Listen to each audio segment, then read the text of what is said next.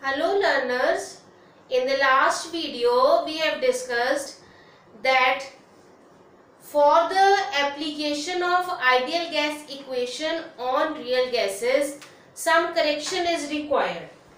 Now we know that ideal gas is PV is equals to nRT और पिछले video में हमने किया कि we have real gases.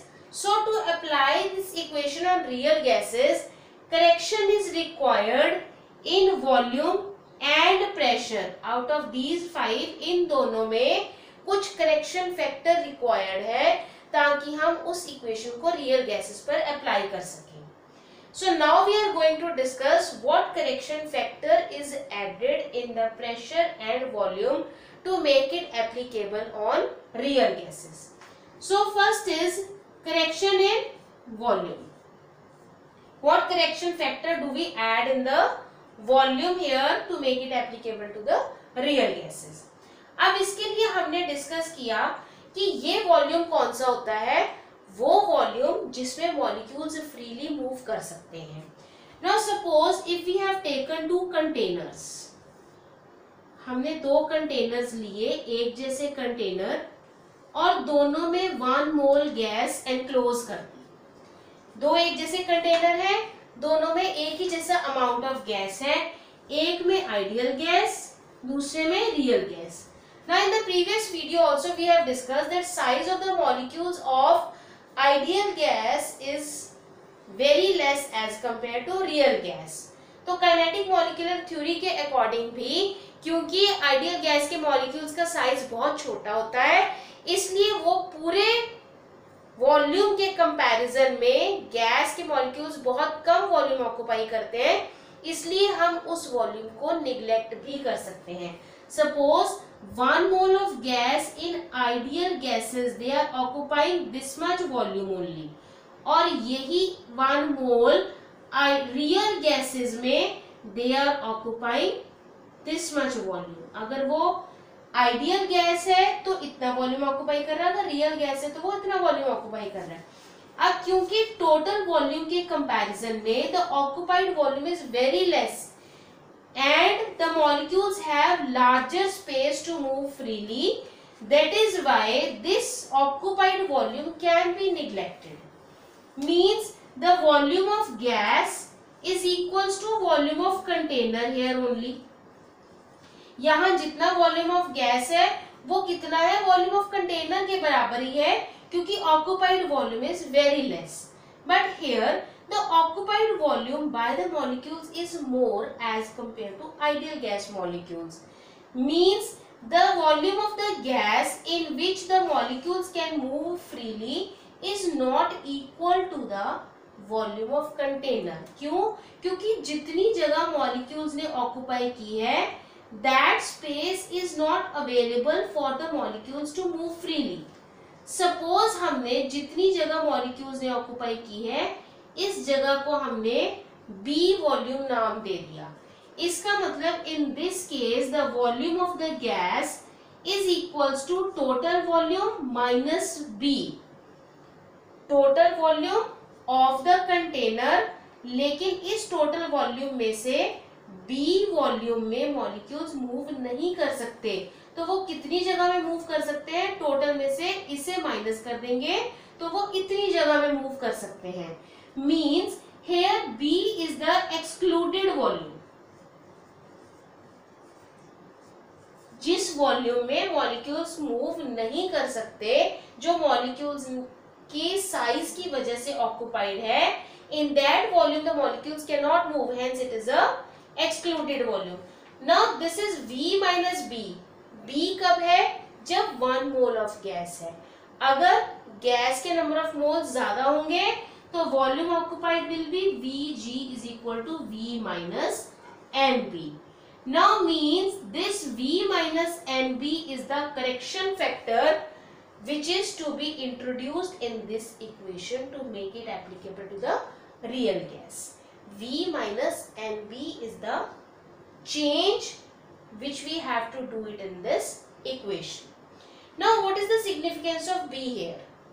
First of all what B is, B है क्या, B is the excluded volume, means वो volume जो मॉलिक्यूल्स ने ऑक्यूपाई किया है कंटेनर में, जिसमें मॉलिक्यूल्स मूव नहीं कर सकते, means occupied volume by the molecules, that is the value, that is the B only, means B is directly proportional to the size of the molecules.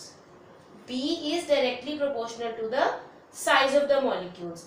मतलब अगर साइज ज्यादा बड़ा होगा तो वो ज्यादा वॉल्यूम ऑक्यूपाई करेगा, जितना वॉल्यूम वो ऑक्यूपाई करेगा उतना गैस के मॉलिक्यूल्स के पास कंटेनर में फ्रीली मूव करने के लिए स्पेस कम होगा.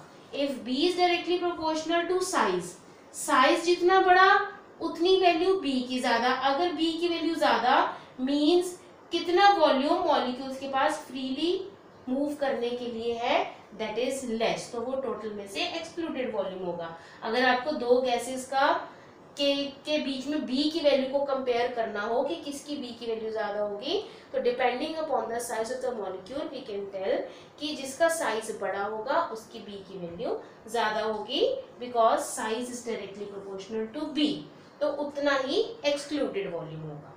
This is in case of volume. Now coming to pressure, कि प्रेशर के फैक्टर में हमें क्या चेंज लाना है. अब हमने कहा कि if two gases are enclosed in a container, two gases are closed in two different containers of same size and the amount of gas in both the containers is same. Suppose we are talking about 1 mole of gas only. अब एक container में ideal gas है, दूसरे container में real gas है.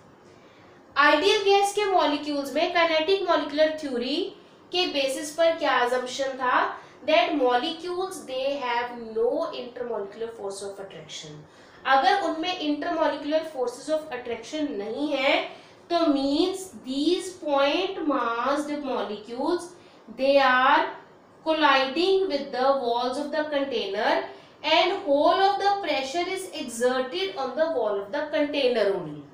But in case of real gases, the molecules they have intermolecular forces of attraction among themselves.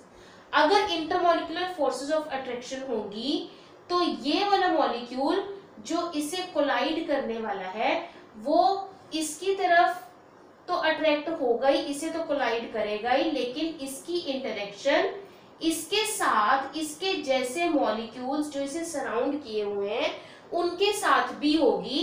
Means it will not exert that much pressure जितना ideal gas के molecules exert करेंगे.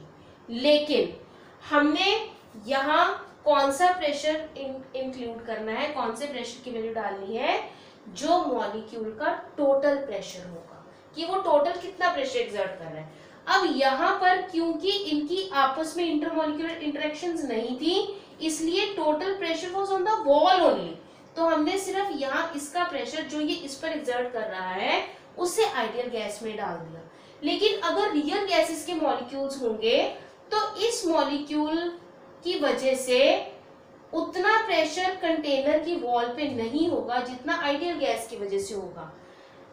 इसकी वजह से कुछ pressure container की wall पे होगा और कुछ प्रेशर इसके साथ वाले मॉलिक्यूल्स के ऊपर भी होगा और ऐसे ही साथ वाले मॉलिक्यूल्स का इसके ऊपर होगा.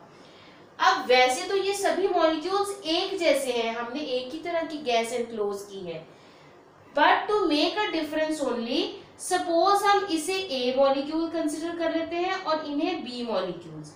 जो हिट करने वाला है वो ए मॉलिक्यूल और जो इसके सराउंडेड मॉलिक्यूल्स है वो बी मॉलिक्यूल. वो सिर्फ हमने डिस्टिंक्शन के लिए किया है, otherwise there is no A and no B, क्योंकि कभी रैंडम मूवमेंट में बी यहाँ आ जाएगा तो वो ए बन जाएगा, ए यहाँ चला जाएगा तो वो बी बन जाएगा. इसी तरह इनमें से कोई भी है जब वो यहाँ आ जाएगा तो वो ए की जगह ले लेगा तो वो हम उसे ए कह देंगे, जब वो बी की जगह पे चला जाएगा तो हम उसे बी कह देंगे. Molecules are of same type only. Now अब ये जो प्रेशर इनकी वजह से है, सपोज ए वाले मॉलिक्यूल्स ने कितनी जगह ऑक्युपाई की है, सपोज ए की वजह से the number of molecules moles are n volume में n moles are of A। इसी तरह B के कितने हैं, n मोल्स, टोटल वॉल्यूम में से n moles are of B। हमने n ही क्यों लिया, क्योंकि ये A और B हमने सिर्फ डिस्टिंक्शन के लिए रखा है, otherwise there is no A no B। अब n A के कितने हैं, टोटल वॉल्यूम में से n, और B के कितने हैं, टोटल वॉल्यूम में से n। Means now the total internal pressure, सिर्फ इनकी वजह से जो अंदर प्रेशर है, that will be directly proportional to P internal is directly proportional to A into B। इसकी वजह से और इसकी वजह से जो प्रेशर एक्सर्ट हो रहा है, मीन्स हम ये इसको ये भी लिख सकते हैं, it is directly proportional to N by V into N by V। Now we can write it as P internal is equal to, इस प्रोपोर्शनलिटी साइन को हटा दें, A into N square by V square. This P internal is equal to A N square upon V square.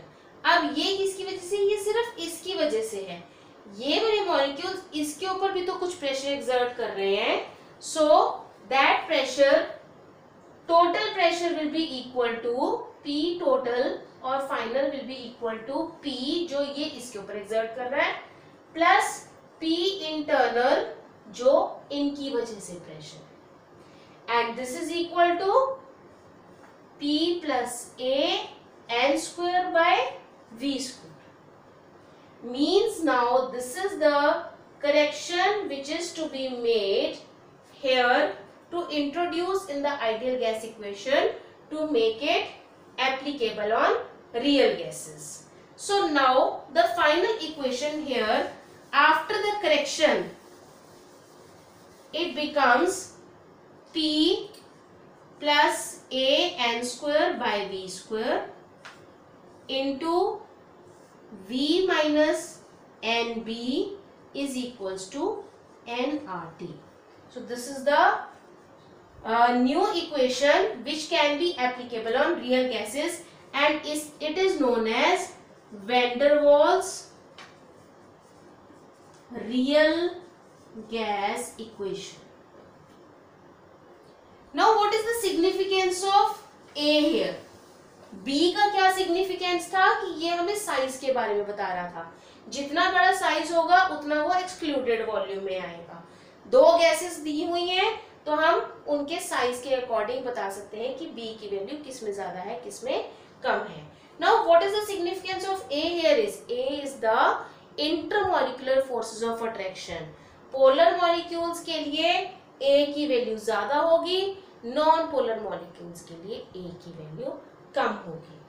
अब इस topic में से आपको इतना डिटेल में नहीं पूछा जाता कि आपको ये पूरा टॉपिक इतना डिटेल में एक्सप्लेन करना है।